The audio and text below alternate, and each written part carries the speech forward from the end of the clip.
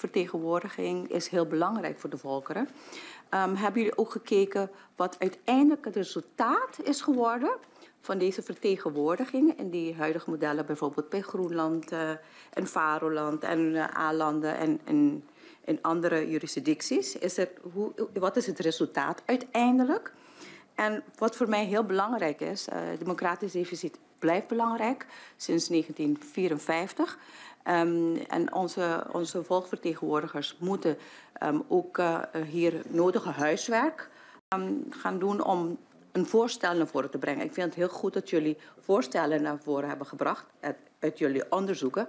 Maar het is iets heel autonoom, vind ik, dat wij ook de eilanden zelf een eigen conclusie en voorstellen naar voren moeten brengen. En daar hebben we allemaal huiswerk om te doen, laat ik het zo zeggen.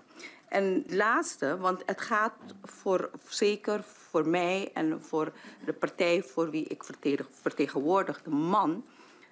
Wat betekent dat uiteindelijk? Zou dat betekenen voor de volkeren, voor de mens, voor de moeders, voor de jongeren, voor de vooruitgang van het land? Want dat is uiteindelijk wat wij uiteindelijk willen. Het gaat niet om politiek. Want ik heb een gevoel dat wij hier bezig zijn met politiek. Het is natuurlijk, wij zijn degene die het moeten pushen. Maar volgens mij denken we te weinig vanuit het perspectief wat het zou moeten betekenen voor onze volkeren. Dank u wel, mevrouw McWilliam. Meneer Voenen, gaat u gang. Ja, dus de Finse Åland-eilanden, dat zijn eilanden voor de verduidelijking waar een Zweedse minderheid woont. En die zijn eigenlijk op eenzelfde manier ook vertegenwoordigd inderdaad in het Finse parlement. En hebben ook nog een enorm groot niveau van autonomie. Groter zelfs dan de landen in ons koninkrijk, de Caribische landen.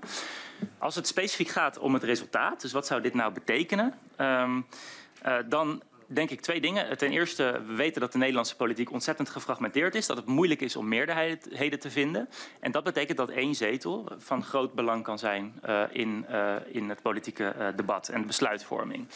En daarnaast gaat het er eigenlijk denk ik vooral om, en dat is misschien ook waar Caribische burgers belang aan zouden hechten, dat de stem van inwoners van Curaçao, Sint Maarten en Aruba gehoord wordt in het debat.